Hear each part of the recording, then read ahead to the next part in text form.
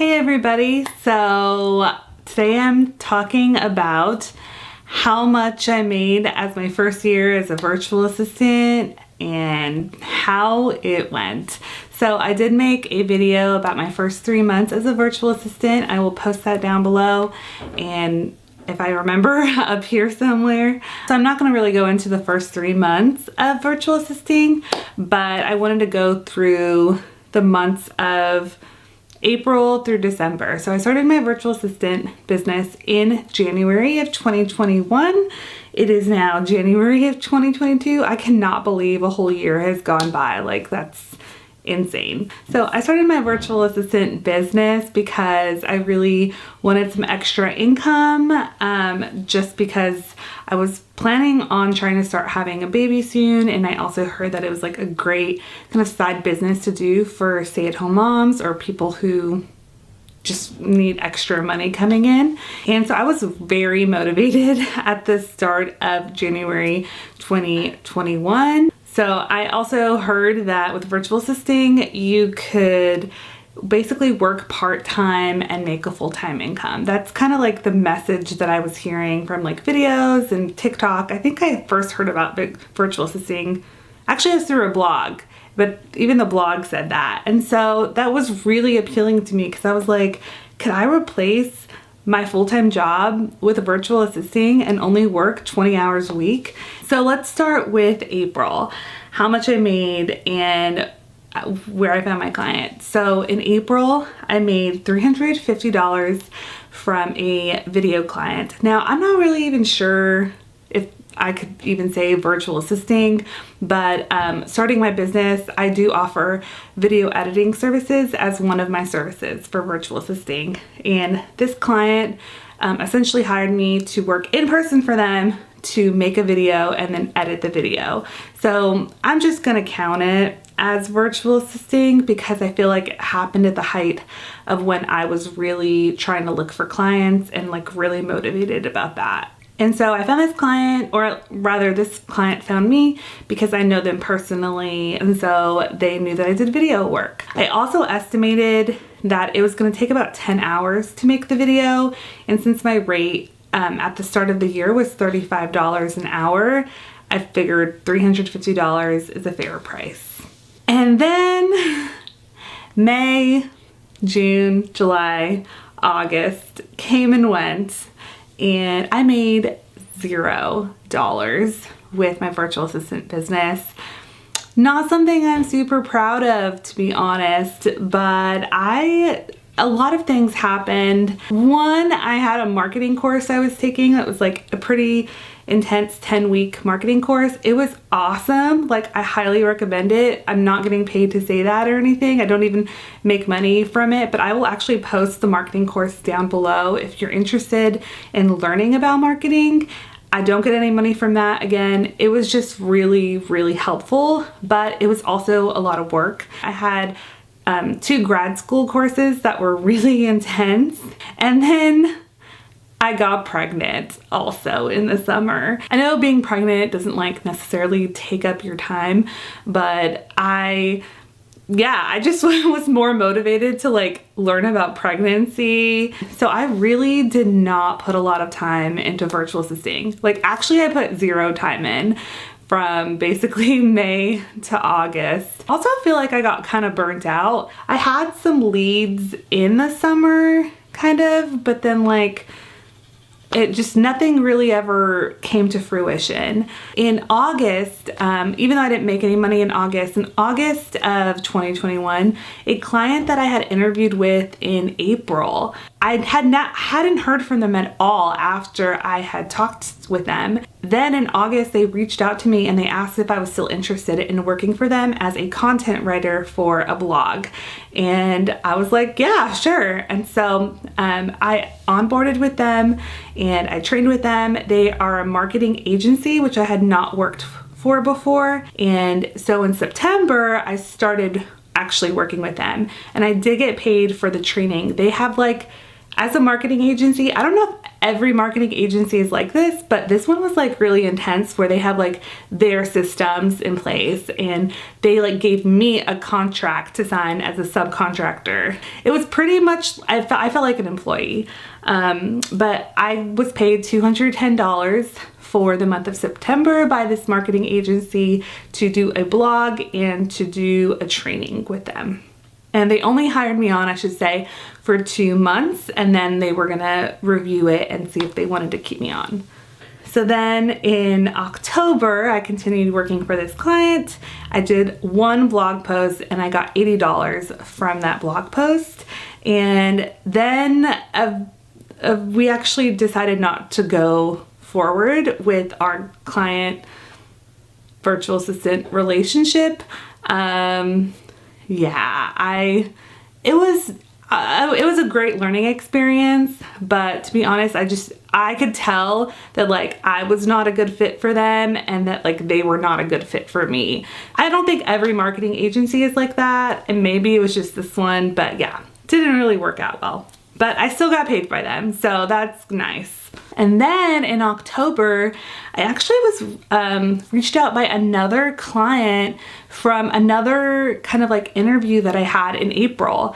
And I don't know why, but clients, I guess, sometimes will talk to you and then not talk to you again for like months and then maybe hire you and ask if you're still interested. But they reached out to me. I actually decided to not go forward with that just because I was busy, and so I didn't go with them, but I actually did sign with another client, and this is from a personal contact that I have, like a family member. They had been telling people that I was a virtual assistant, and so this nonprofit decided to hire me to do a website, like redo their website and to do a brochure for them. So I actually decided to charge them $700 to do this, but because this is a big project that I knew was going to take possibly several months, I decided to offer them the option to split that in half and do like half up front and then half towards the end of the project. And so I only got paid $350 for October. And so then in November, December, I also did not do any virtual assistant things. If you have a full-time job and you're doing virtual assisting, it's hard. It is hard to balance the two, in my personal experience. In total, for the months of April to December, I made $990. And if you add that up to my 3 months of virtual assisting, the first 3 months, I made $1,502.50. So I made money. So even though I made $1,502.50, you have to keep in mind, having a business, you have to pay taxes. And so I'm estimating I take out about 30% of everything that I make for taxes. And so I took out $450.75 for taxes. And then I also have savings that I personally take half of what I earn and I put it in savings because there are costs of doing business, like making a website, keeping your website maintained. If you have a virtual assistant website, that costs money. Hiring an accountant, like I want to save up also for a laptop just in case something happens to my laptop, and that's my way I work. I need another laptop. So I have all these like savings goals, and so for me, I was personally saving half of each paycheck. So if you consider that, then I also took out $751.25 for savings. So didn't actually, like profit-wise, income-wise, earn a lot of money. But I'm considering like the first year as a year where I'm learning. So this is not, I think, a reflection of how the business will always go, but it is just a learning experience for me right now. So lessons that I've learned in my first year of virtual assisting is really this takes a lot of work and time, and I feel like I did not expect it. Like, there are a lot of things that go into virtual assisting that is not just the actual working as a virtual assistant. There's things like trying to find clients and discovery calls and like researching and trying to better your skills. Those take time, and I just thought I had more free time to do that than I did. And so this takes work. And then once you actually get hired to do something, you actually have to be disciplined and do that work. And that takes time. And so then that takes away time from finding new clients. So clients come and go too. You can't always expect that client is going to stick with you forever. Another thing I learned is that projects are so much better than hourly work. Doing project based, you can work less hours and get paid more money, because if you're working on a project, you're becoming better at that skill and it takes you a lot faster to do it. And so you're not constantly like working 10 hours straight. Whereas if I'm working for a client for 2 hours a week, then I'm like constantly working nonstop for those 2 hours, because that's part of like the integral thing to do if a client is paying you for 2 hours of work. Whereas if it's a project-based thing, then I can like come back to it and leave, and I can kind of just take my time a little bit more or go really fast. And you're gonna get paid more money. All the virtual assistants that I have seen who make a lot of money through this business, they basically charge through projects, because if you do hourly, you're gonna tap out.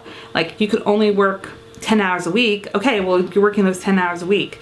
Whereas a project, you can work multiple projects and get paid more money. Another thing that I've heard and that I learned is that the riches are in the niches, as they say. If you have a specialty of something, you can charge more for that because you're like a genius at it, basically, and people are willing to pay more for a specialty.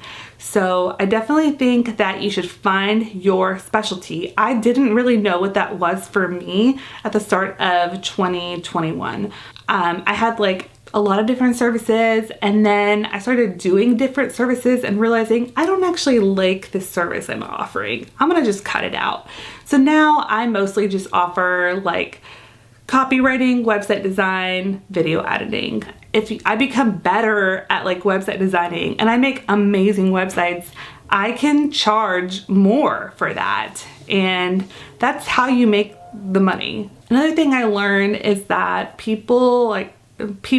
clients are sometimes afraid of the committing to a virtual assistant. So I interviewed and talked with a lot of people who are interested in virtual assisting, but they're a little bit afraid to take that next step and actually hire you. I had some really great conversations with people where I was like, oh my gosh, I'm gonna get to work with them. This is a new client, it's gonna be great. And then they would never follow through.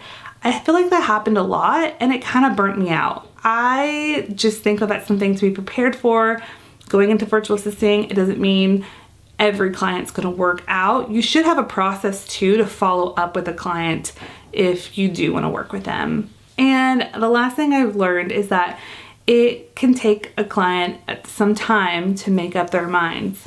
So in the instant of me working for this marketing agency, I had talked with them several months prior, thought it was done, thought they didn't want me, and then they reached out again. And then I had another client do the same, or a potential client that I did not go with, but they did the exact same thing. So I think that it's good as a virtual assistant to think in the minds of your client, realizing that they are investing in you, they are taking time and money, pouring that into you to better their business. That can be kind of scary for a lot of them. I think that's why it could be scary for that commitment part. And I think that's also why some of them don't jump on board right away, because it just takes time for them. So you should have a follow-up process.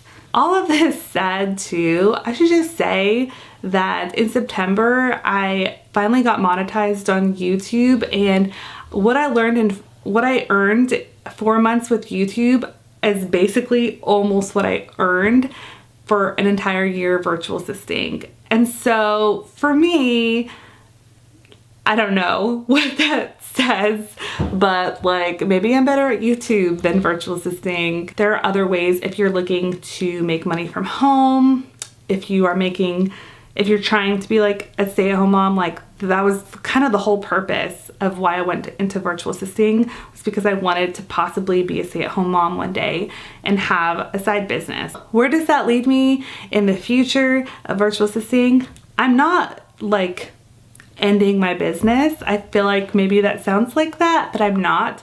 I'm still gonna do this. I still have a client that I'm working on their website, so I'm still doing that. I think I'm gonna continue doing this like kind of as a side business until I have the baby, and then maybe I can reassess of what I really want to do in the future. If I really want to try to work like more, or if I just want to keep it the way it is. Right now I'm keeping it the way it is. I think it's good to have a virtual assistant as an option and having it open for me, in case like someone I know just needs a website done. I can say, hey, yeah, I do websites, and I already have my business set up, so it's legit. So I kind of like that. That is what's happening with me. My first year as a virtual assistant did not go as planned, did not earn as much money part-time as I make full-time, but I did make over $1,000. So that's kind of an achievement, and I will post all of my resources that I have used as a virtual assistant down below, and maybe I'll see you guys in a year and I'll give you guys an update about how it is going, if anything is really to report. So I'll see you guys hopefully next video, which will probably not be about virtual assisting. I'll see you guys next video. Bye!